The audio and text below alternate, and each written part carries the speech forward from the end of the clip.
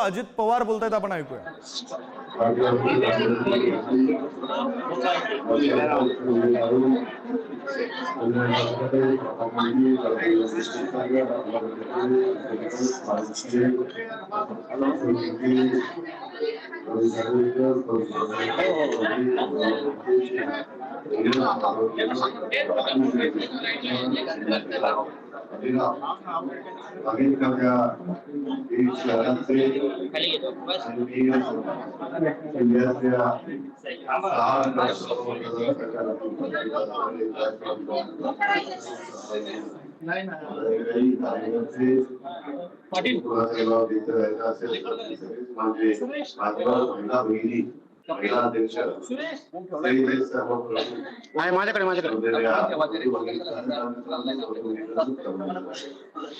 आम्ही पहिल्यांदाच पालकमंत्री या नात्याने बीडच्या परिसरामध्ये येतोय.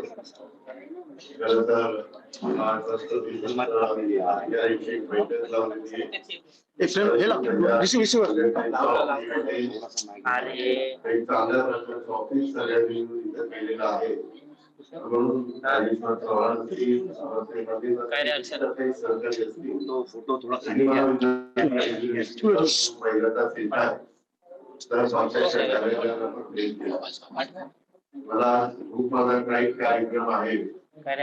मला दुपारपर्यंत बीडमध्ये थांबायचं, दुपारचा पुण्याला जायचंय, पुण्याच्या पण द्यायच्या, कारण अधिवेशन केंद्र सरकारचं सुरू होत आहे आणि खासदार लोकांना तिकडे जावं लागतं. आज मला या सगळ्या मिटिंग संपवायच्या होत्या आणि लवकरच राज्याच्या सगळ्या मीटिंग त्या जिल्ह्याला उद्याच्या अर्थसंकल्पामध्ये साधारण किती निधी द्यायचा, काय द्यायचा, त्याबद्दलच बरंच काही काम करावं लागतं. म्हणून थोडस त्या सगळ्या कामाच्या सध्या आहे. आज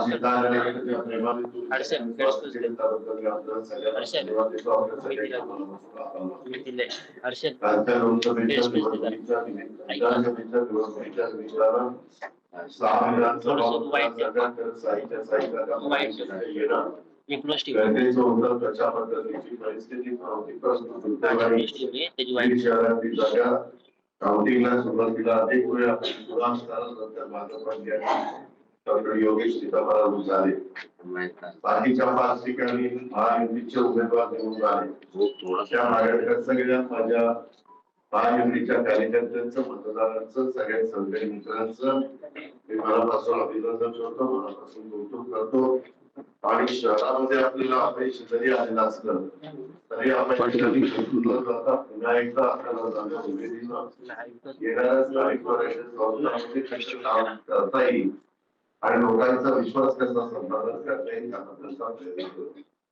मित्रांनो, एकंदरीतच राष्ट्रवादी काँग्रेस पक्षाची भूमिका पहिल्यापासून तुम्हाला माहिती आहे. सेक्युलर विचारधारातून आपण पुढे चाललेलो आहे.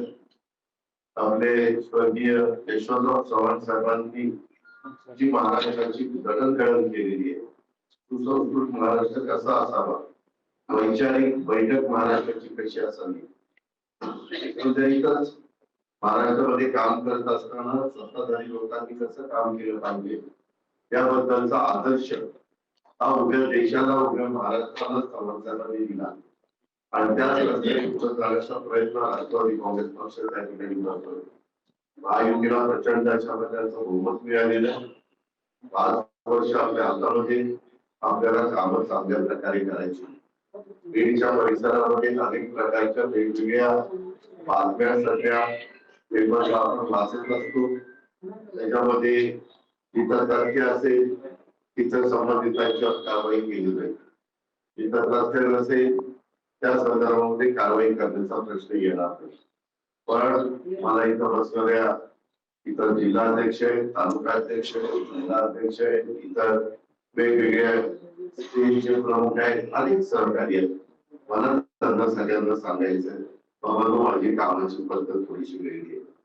त्याच्यामध्ये उद्याच्याला कुठली कामं मंजूर झाली तर ती कामं दर्जेदार असली पाहिजे. त्याच्यामध्ये जर गैरवाजवी प्रकार झाले तर मी सहन करणार नाही. तो राष्ट्रवादी काँग्रेस पक्षाचा कार्यकर्ता जवळचा लांबचा असं काही बघणार नाही. जनतेचा पैसा आहे. आताच माझ्या काही सहकाऱ्यांना सांगितलं, जनतेचा पैसा सरकारने नाकारला पाहिजे, तिथं कुठलाही गडबड होता कामा नये. कारण आपल्याकडं मर्यादित पैसा असतो. आम्ही त्याच्यामध्ये प्रयत्न करू, केंद्राचा निधी कसा इथं जास्त आणता येईल, राज्याचा निधी कसा जास्त देता येईल, निधीच्या माध्यमातून सर्वसामान्य माणसांचे प्रश्न आपल्याला कसे सोडवता येईल, त्या सगळ्या गोष्टी आम्ही महायुतीच्या सरकारच्या माध्यमातून करू, राष्ट्रवादी काँग्रेस पक्षाच्या माध्यमातून त्या ठिकाणी करू. पण आपल्याकडनं पण कुठल्याही प्रकारची चूक होता कामा नये. ही आता डिपार्टमेंटच्या पण वेगवेगळ्या अधिकाऱ्यांना बोललेलं आहे. मी माझ्या पद्धतीनं त्यांना पण सांगणार आहे. माझा अनेक वर्ष राज्याच्या राजकीय जीवनामध्ये माझं काम आहे. 1991 ला पहिला खासदार झालो बारामतीचा आणि नंतर 8 वेळेला आमदार झाले. जेव्हा मी माझे मतदारसंघ माझा जिल्हा पालकमंत्री म्हणून पोलीस सातारा 5 वर्ष काम केलं, पुण्यामध्ये अनेक वर्ष काम केलेलं आहे, संपर्क मंत्री म्हणून परभणीला पण काम केलेलं आहे. जेव्हा संदर्भामध्ये कष्टकरी समाज मोठ्या प्रमाणात होतो, मला काम करत असताना जातीचा मातीचा नात्याचा धोक्याचा कधीच विचार केलेला नाही. जातीय सर्व आपण सगळ्यांनी ठेवला पाहिजे. छत्रपती शिवाजी महाराजांचा उद्याच्या 19 फेब्रुवारीला शिवजयंती आहे. आम्ही सगळेजण प्रमुख तिथं जातो शिवजयंतीला. शिवजयंती किल्ल्यावर महाराजांच्या समोर तिथं नतमस्तक होतो. तिथं महाराजांचा जन्म झालेला आहे. तिथं जाऊन त्या ठिकाणी नतमस्तक होतो. तो आदर्श डोळ्यासमोर ठेवून आपल्याला पुढे जायचं आहे. कुठल्याही अफवांच्या रूपातून विश्वास ठेवू नका. मात्र मी एक गोष्ट पुन्हा सगळ्यांसाठी जबाबदार असेल तर कुणी कुठेतरी वेळेवागळे प्रकार केले असतील की आपल्याला सगळ्यांना सर्व विकासाची कामं करत असताना कुणी कुणाला कंडणी मांडण्याचा प्रयत्न त्या ठिकाणी करू नये. माझ्या ते कानावर आल्यानंतर त्याच्यामध्ये मकोका लावायला पण मी मागे पुढे बघणार नाही. कुठल्याही टोकाची भूमिका केली. आम्ही आधीच देवेंद्रला सांगितलं होतं की मला इकडचं देत असताना त्या संदर्भामध्ये सगळ्यांनी चांगल्या कामाला साथ दिली पाहिजे. त्याच्यात कुठलाही मी अधिकारी पण बघणार, काही काही अधिकारी इथं बरेच वर्ष राहिलेले त्याच्यामध्ये पण मी दुरुस्ती करणार आहे. सुरुवातीला सांगितलं मी भेदभाव करत नाही, पण त्या चुकीच्या पद्धती पूर्वापार चालत आलेल्या आहेत. त्याला कुठेतरी घातलाच केला पाहिजे. जर चालत आलेले असतील तर पुढे त्याच्यामध्ये मी म्हणेल ते, कारण आम्ही बघतो कधी कधी टीव्हीला वगैरे दाखवलं जातं चॅनलला, पुढे रिव्हॉल्वर काढतं, वर काय रिव्हॉल्वर उडवतात, कुणी इतर रिव्हॉल्वर वगैरे लावून फिरतात.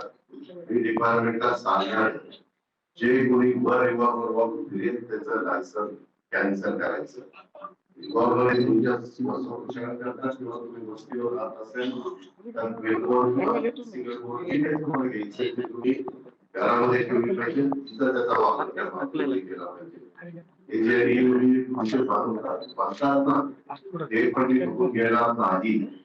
मी सगळ्यांना नियम सारखा लावणारे, त्याच्यामध्ये कुणाला मला टार्गेट करायचं नाही, परंतु बदल झाला पाहिजे ते मलाही जाणवलं पाहिजे, इथल्या सर्वसामान्य नागरिकांना पण जाणवलं पाहिजे, इथल्या लोकांनाही कळलं पाहिजे की नाही आणि पुन्हा पुन्हा राष्ट्रवादी काँग्रेस पक्षाच्या सगळ्या म्हणजे कार्यकर्त्यांना सांगतो, वडीलधारकांना सांगतो, आपलं स्वतःचं चारित्र्य स्वच्छ ठेवा, आपली प्रतिमा जनमानसामध्ये चांगली ठेवा. चुकीच्या प्रवृत्तीची लोक आपल्या आजूबाजूला अजिबात राहता कामा नये. त्या संदर्भामध्ये पण काळजी सगळ्या बाबतीमध्ये घ्या.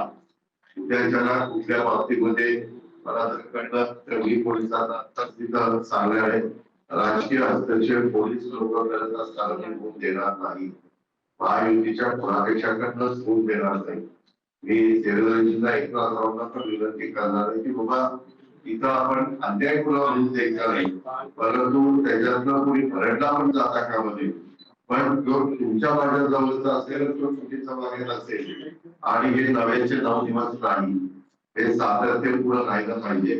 पुढच्या शेताला दुसऱ्या माझ्या तयारी येईल. मी आल्यानंतर जी काही कामं वेगवेगळ्या भागात चाललेली आहेत त्याची पाहणी करेल. आज मला काही लोकांनी निवेदन दिलेले, त्या निवेदनाची मी नोंद घेईल. त्याच्या संदर्भामध्ये ते 25-15 धमके 10 लाख 5 लाख त्यांची विक्री वाटायला सुद्धा आलेलं नाही. दिलेले पैसे ते आमदार निधीचे असतील, ते खासदार निधीचे असतील, ते जिल्हा वार्षिक योजनेचे असतील किंवा ते राज्य सरकारचे असतील, त्याच्या संदर्भामध्ये त्या सगळ्यांचा व्यवस्थितपणे खर्च त्या मुक्तीमध्ये झाला पाहिजे. आता जे काही स्टेटमेंट कोणाची चाललेले त्याच्यात किती सत्य आहे, किती सत्य आहे, किती असत्य आहे, त्याच्याबद्दलची चौकशी त्या ठिकाणी करून आपली भूमिका मांडण्याचा अधिकार घड्याळीची शिवप्रकार डॉक्टर बाबासाहेब आंबेडकरांनी दिलेला आहे, संविधान दिलेलं आहे, कायद्याने दिलेलं आहे आणि घड्याळीने दिलेलं आहे. त्याबद्दल तुम्हाला पण असंच असायचं कारण आहे. पण सगळीकडे नुसतं मी आलो की मला मोठा हात द्यायचा, मला बुके द्यायचा, मला मूर्त्या द्यायच्या, पांडुरंगाची द्यायची, विठ्ठलाची द्यायची, पण त्यांनी काय सांगितले ते पण ठेवा. साधू संतांचे काय विचार आहे, काय गोष्टी आहेत आणि फार तुम्ही अपेक्षा करता आता काय दादा आले आता काही काळजी नाही, तर ते डोक्यातनं काढा, ते डोक्यातनं काढा. मी जरी तुमच्या जवळचा असतो तरी चुकीचं वागू नका, ते गुन्हा इथं अनेक जण माझ्या अनेक वर्षापासूनचे संबंध असणारे पण आहे, काही नवे पण कार्यकर्ते आलेले त्यांच्या होती माझ्या होती. जेव्हा मी गेलं त्या पद्धतीनं एकंदरीत गोष्टी वाटतील आणि पक्ष प्रतिमेच्या नावा लोकांनी असं म्हणता पाहिजे की खरंच ही लोक व्यवस्थितपणे काम करतात, त्या पद्धतीनं आपण पुढे जाण्याचा प्रयत्न करू. त्याला कुणाचाही अवमान करायचा नाही. त्याच्यामध्ये जसं घेईल तसं व्यापाऱ्यांची एखादा मिटिंग एकदा द्यायची, डॉक्टर मंडळाची, वकील मंडळाची, तुमचं काय म्हणणं, तुमचं काय म्हणणं, कामं करताना फक्त उदाहरण विचारून कामं केली जात नाही. त्याच्यात वेगवेगळ्या क्षेत्रात परंतु त्यांचा राजकारणाशी संबंध आहे, पण समाजकारणाशी संबंध आहे, जनतेशी संबंध आहे. त्यांच्याही डोक्यात काय, त्यांच्या मनात काय, कधी काही पत्रकार मित्रांना घेऊन तुमच्या काही सूचना आहेत, कधी काही साहित्यिक असतात, काही कवी असतात, काही वेगवेगळ्या क्षेत्रातले साहित्य कला संस्कृतीच्या वेगवेगळ्या क्षेत्रामध्ये काम करायला असतो. त्या पद्धतीनं आपल्या त्या इमारती काही मला आता दाखवत होते, जिल्हा परिषदेची इमारत आता जे काही चालू आहे त्याचं पण एलिव्हेशन, त्याचं साईड एलिव्हेशन ते कसं चांगलं नाही त्या पद्धतीने जालन्याला पण गेलो होतो. जालन्याला पाणी गेल्यावर तिथल्या जे इंजिनियर तिथल्या कलेक्टरला काय सांगायचं ते सांगितलं. आता बावनकुळेंनी सांगितलं कलेक्टरनी दर आठवड्याला काही गावांना व्हिजिट घेतली पाहिजे, तहसीलदारांनी दर आठवड्याला, राजधानी दर आठवड्याला काही गावांना व्हिजिट 1 दिवसाला दिलीच पाहिजे. ज्या वेळेला 100 दिवसाचा कार्यक्रम मुख्यमंत्र्यांनी दिलेला आहे त्या कार्यक्रमाची जी रूपरेषा आहे त्या पद्धतीनं काम चाललंय का नाही, कुठं काम थांबलेलं आहे, का थांबलेलं आहे, काय अडचण आहे, हे नुसतं आदेश देणार नाही, त्यांच्या अडचण पण समजून घेणार. अडचण असेल तर ती मला दूर करावी लागेल. एकतर ते चालू कसं चालेल, पोलिसांना इन्फ्रास्ट्रक्चर आहे का, गाड्या आहेत का, पोलीस स्टेशन आहे का, पेपर आहे का, त्यांना जेवढा स्टाफ लागतो तेवढा स्टाफ आहे का, तीच गोष्ट रेव्हेन्यू डिपार्टमेंटला, तीच गोष्ट फॉरेस्ट असेल, तीच गोष्ट पाण्याच्या योजना. आता आपल्या शहरामध्ये इथं पण निवेदन दिली, येताना योगेश पवार गाडी चालत होता, विक्रमाने आमचा सतीश पण सांगत होता. काल कॅबिनेटच्या वेळेस धनंजयने पण सांगितलं की दादा इथं 32-36 कोटी रुपये वीज थकले आणि पाणी धरणामध्ये पण गेटकरांना प्यायला पाहिजे का, तर लाईटचं बिल भरलं नाही. तसं शिस्तही लावायला लागेल. नियमाप्रमाणे असतात त्याला जेवढं बिल भरता येणार नाही, पण त्याला आपले पाडायचे का, त्याच्यात माफ करायचं का. मी त्याच्याबद्दल कालच एक मीटिंग लोकेश चंद्रा आबाई सचिव आहेत, लोकेश चंद्रा महावितरणचे सीएमडी आहेत, त्यांच्याबरोबर घेतलेली होती. जे माझ्या स्तरावर असेल ते मी माझ्या स्तरावर सोडील, जे मुख्यमंत्र्यांच्या पर्यंत द्यावं लागेल ते मी मुख्यमंत्र्यांना सांगेल. हे सांगताना लोकप्रतिनिधींना पण विश्वासात येईल. 2 मंत्रिमंडळात सहकारी तुमच्या भागातले ते धनंजय मुंडे आणि पंकजा ताई त्यांना मी विश्वासात घेऊन भेदभाव त्याच्यामध्ये केला जाणार नाही. पण ही जर भेदभाव नाही केला तर मी ज्यांचं काम करतो त्यांनी पण भेदभाव नाही केला पाहिजे.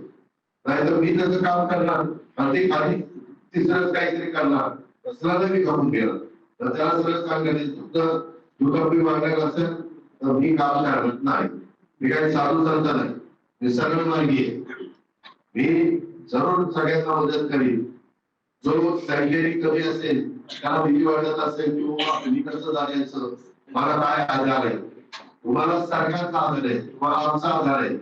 आम्ही इथं काही ब्रिटिश जाणून कोणत्या पद्धतीने उडवायला आलेलो नाही. आम्ही इथे काम करतात, मला काम करायला आवडतं. मी सकाळी फार म्हणजे हेलिकॉप्टरने येणार होतो पण मी सतीशला आणि सांगितलं की आपण सकाळी 6ला निघू. 7:30 बरोबर राजेश्वरला रात्री त्याची महत्वाची मीटिंग धनंजयची दिल्लीमध्ये. बातम्या काही चालल्या ह्याच्याकरता मुख्यमंत्र्यांना मला एकनाथरावांना विचारून वेगवेगळ्या महत्वाच्या अन्न नागरी पुरवठ्याच्या मीटिंग तिथं असल्या तर त्या मंत्र्याला जावं लागतं. फायनान्सच्या मीटिंग असल्या तर मला जावं लागतं. होमच्या मीटिंग असल्या तर गृहमंत्र्यांना जावं लागतं. नगर विकासाच्या मीटिंग असल्या तर एकनाथरावांना जावं लागतं. पशुसंवर्धन आणि एन्व्हायरमेंट त्याच्या संदर्भात मीटिंग असतात तर पंकजाताईंना जावं लागतं. कारण तो निरोप रुपा घरच्याला मिळाला नाही. वास्तविक आज पण त्याच्या तिथं महत्वाच्या मीटिंग होत्या. कारण तेही महत्वाचे आहे. दिल्लीतनं पैसा जास्तीत जास्त आपल्या राज्याला कसा मिळेल, मनरेगाचा असेल, इथं विहिरी पण अशा काही महाराष्ट्रातल्या तक्रारी की दादा विहिरी नसताना पैसे उचलले जातात. इथं ते बाहेरच्या तक्रारी अशा इथं होऊ नये. जर कोणाची काही कल्पना असेल तर हे किंवा सुनील दाखवायचे पैसे उचलायचे असं दुसरीकडे होतं. इथं असं काही इन्शुरन्स आपला पीक विमा 1 रुपयाचा पीक विमा आहे. जमीन कुठली दाखवली जाते आमची काय नावाची, जमीन कुठली दाखवली जाते देवस्थानची, जमीन सरकारची आणि त्याच्यावर पीक दुसऱ्याच आणि पैसे तिसऱ्याच्या अकाउंटला जातात. अशा तक्रारी महाराष्ट्रात तुमच्याकडे नाही, महाराष्ट्रात. त्याच्यावर आपण तपास करायची. इथं असलं तरी इथेही तपास करत नाही. कारण जेवढी आपण ही शिस्त लावू तेवढा तुमचा फायदा होणार आहे. तुम्ही चुकीचे पाय बंद केले उद्योगपती गुंतवणूक करणार.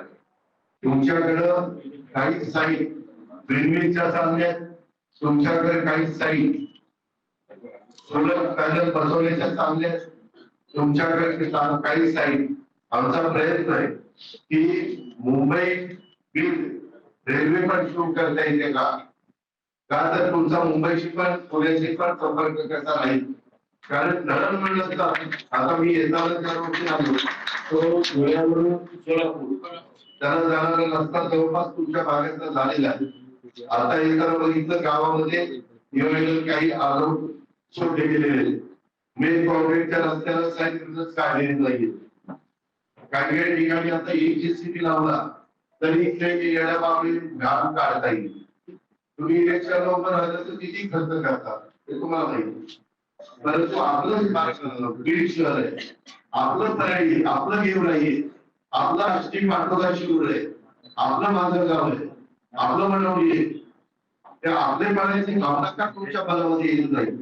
आणि त्याच्यात जर विचारला किंवा पर्यटनच्या जास्त चांगलं काम होतंय का बीड शहरात होतंय का गेवराचं होतंय का राष्ट्रीय पाटोदा का माझं गावचं होतंय का केमचं होतंय आपल्या जवळचं होतंय. अशा चांगल्या प्रकारच्या स्पर्धा कुठं कामाची क्वालिटी चांगली आहे कुठं काय आहे. आणि बरेच जण आता काय व्हायला लागले आता सत्ता आली आमच्याकडे 5 वर्षाकरता लोकांना कळले 900 आता मला फार भेटायला लागली. लोकसभेला 3रीकडे होते, विधानसभेला 4थीकडे होते. काय झालं मी तुमचा वापरा गेला होता युतीच्या वेळेस उमेदवाराला विरोध का केला. बरोबर हे असं चालणार नाही. काही दिवस तुमचं वागणं बोलणं असल्याचं मी बघेन. कारण दुरुस्त होत आहेत का. कारण सरणाव्याचा रंग बदलतोय त्याची काही एक जबाब असते सगळीकडे असते. माझ्याकडे पण आहे ते जवळ उगवच्या वेळेला नमस्कार करायचा, आज पुढे उगवले तसं चालणार नाही. हे स्पष्टपणे सांगतात.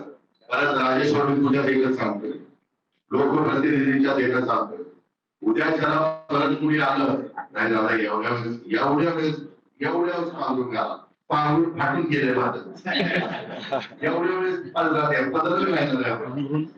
असलं अजिबात चालणार नाही. तुम्ही तुमच्या कार्यकर्त्यांना पण खाली सांगा, नको बाबा आता उगीच आपण सुद्धा सरळ वागूया, चांगलं वागा. ते तुमच्या मार्गावर पूर्ण ताकद उभी करायची. तुम्हाला कुणाला मार्ग सोडणार मागला तर तुम्हाला कार्यवाही केली जाईल. तुमच्यावर जे काही शासनाचे नियम आहेत त्या पद्धतीने कर्म लावली जातील. सातत्य राहील तर मकोका पण लावला जाईल. कारण 3-4 केसेस एखाद्याच्यावर आल्या गंभीर स्वरूपाच्या तर ते होतं. बाहेरचे गुंतवणूक करायला विंडीद्वारे येत आहेत, त्यांना जर कुणी खंडणी मागितली इथं नाही हे सरकारच्या रस्ते अडवलेले पण चालणार नाही आणि या सगळ्या गोष्टी चालणार नाही. हे मी मुद्दा सुरुवातीला सांगतो. वेळ झालेला आहे. पक्षविरोधीचे सोयाबीन कापूस सोयाबीन खरेदीच्या बद्दलच्या सूचना मुख्यमंत्र्यांनी कालच्या कॅबिनेटला या कुमाररावांना दिलेल्या आहेत. बाबासाहेब पाटलांनी हा मुद्दा उपस्थित केलेला होता. आज पण निवेदनाद्वारे झालेला आहे. मी पण आता इथून रुपयाला जाईल त्यावेळेस पण पुन्हा आता दिल्लीला मुख्यमंत्री त्यांच्याही कानावर जातो बाबा तिथं पण सांगावं लागेल. कापूस मोठ्या प्रमाणामध्ये शेतकऱ्यांच्या घरामध्ये पडलेला आहे. त्याच्याही संदर्भात कापसाची केंद्र खरेदीची चालू करण्याच्या आणि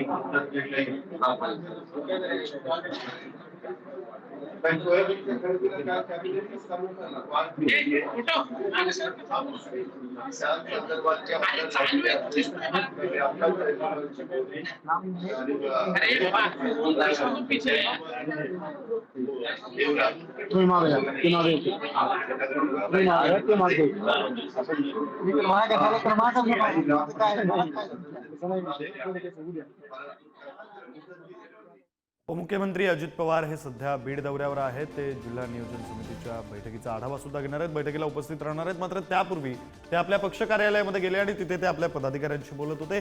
त्यांनी एक प्रकारे आपल्या पदाधिकाऱ्यांना इशारा दिलेला आहे, चुकीचं वागू नका असा सल्ला त्यांनी दिलेला आहे. माझ्या जवळचे असला तरी चुकीचं वागू नका असा इशारा त्यांनी दिला. त्याच्यामध्ये पक्ष नोंदणीचा कार्यक्रम हातामध्ये घेतलेला आहे. पक्षाच्या नोंदणीच्या संदर्भामध्ये त्याला काही हे लावलेले आहेत, तेवढी पक्षा करतात खर्च करायला हरकत नाही. ऑनलाईन नोंदणी आहे, ऑनलाईन नोंदणी आहे आणि नुसतं पदाधिकारी करून नोंदणी करायची नाही. मी थोडंसं राष्ट्रवादीचा जो कार्यकर्ता काम घेऊन येईल मी बघणार आहे. मी राजेश्वर यांनी किती नोंदणी केलेली आहे, राष्ट्रवादीच्या कार्यकर्त्यांनी नोंदणी केल्याशिवाय माझ्याकडे आणि इतर पक्षाला मला तो सांगायचा अधिकार नाही. माझ्या पक्षावर म्हणून मला त्यांचंही काम करावं लागेल, म्हणून त्यांचंही काम करावं लागेल आणि कॉमन मॅन त्यांचा राजकारणाचा संबंध नाही. ते कागद वाचल्यावर लक्षात येते की काय त्या पद्धतीनं पण संघटनेच्या कार्यकर्त्यांनी जसं सकाळी लवकर उठून कामाला लागतो उशिरापर्यंत काम करतो, भावना चांगली असते. त्या पद्धतीनं तुम्ही पण मला साथ द्या, तुम्ही पण मला सहकार्य करा आणि बीड जिल्ह्याच्या जी आज काही जण सातत्याने इलेक्ट्रॉनिक करताय हे आपल्याला सगळ्यांना उपमुख्यमंत्री अजित पवार बोलत होते.